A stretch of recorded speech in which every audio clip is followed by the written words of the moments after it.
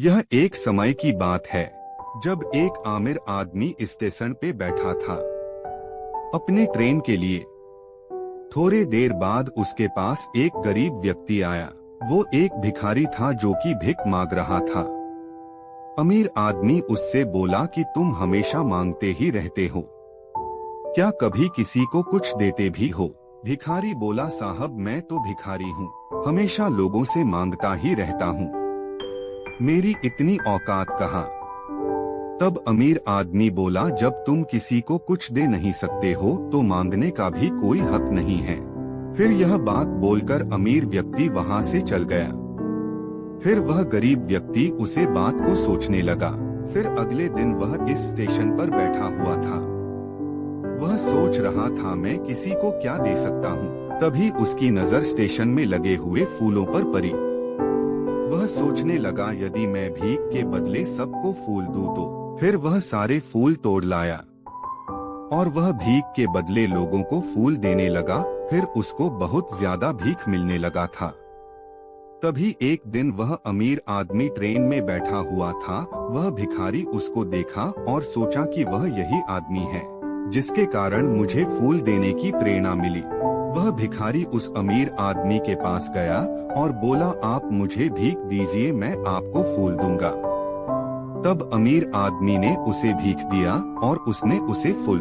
फिर अमीर आदमी ने उसे बोला, वह क्या बात है, आज तुम भी व्यापारी बन गए हो। तभी इतना बोलने के बाद अमीर आदमी अपने प्लेटफार्म में उतर गया।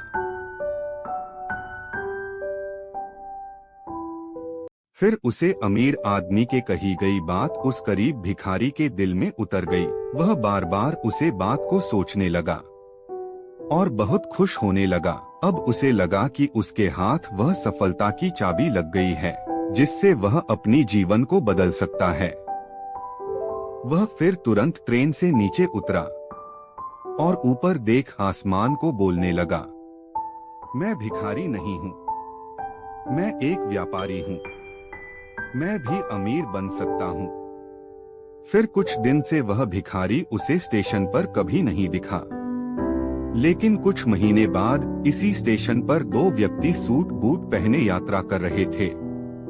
दोनों एक दूसरे को देख तो दोनों ने एक दूसरे से हाथ मिलाया और उस गरीब जो कि एक बिजनेसमैन बन चुका था, उसने उससे कहा, क्या आपने मुझे पहचाना?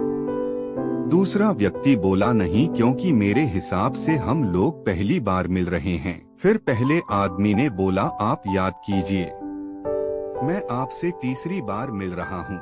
दूसरा व्यक्ति बोला, मुझे याद नहीं। उसने बोला, हम पहले 2 बार कब मिले थे? अब पहले व्यक्ति मुस्कुराया और बोला, हम पहले भी 2 बार इस ट्रेन में मिले थे।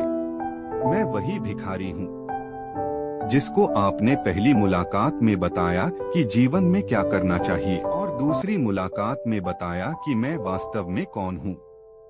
दूसरा व्यक्ति मुस्कुराया और बोला, याद आया, तुम वही भिखारी हो जिससे मैं एक बार भीख देने से मना कर दिया था। लेकिन आज तुम यह सूट बूट में कहाँ जा रहे हो और आजकल क्या कर रहे हो? तब पहला व्यक्ति बोला, हाँ, मैं वही भिखारी हूँ, मैं एक बहुत बड़ा फूलों का व्यापारी हूँ और इसी व्यापार के काम से ही मैं बाहर देश जा रहा हूँ।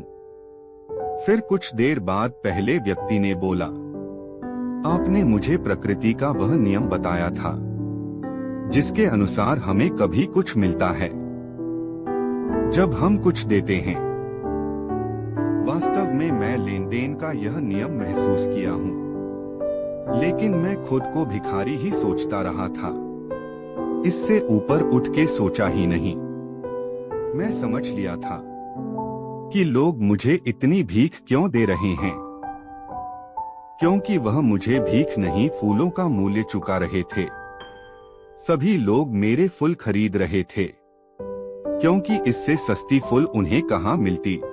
सब जगह हर दिन फूलों का बहुत इस्तेमाल होता है, इसके कारण मुझे एक बहुत बड़ा फूलों का व्यापारी बना दिया। दोनों व्यापारी अब खुश थे और स्टेशन आने पर साथ उतरे और अपने अपने व्यापार की बात करते हुए आगे बढ़ गए। दोस्तों, यह कहानी से हमें यह सीख मिलती है कि हर भिखारी चाहे तो वह अपने जीवन में आगे बढ़ सकता है। हर भिखारी को अपनी सोच बदलनी होगी, फिर उसकी जिंदगी भी अपने आप बदल जाएगी। बस उसे अपनी सोच बदलनी होगी, खुद का आत्मविश्वास जगाना होगा।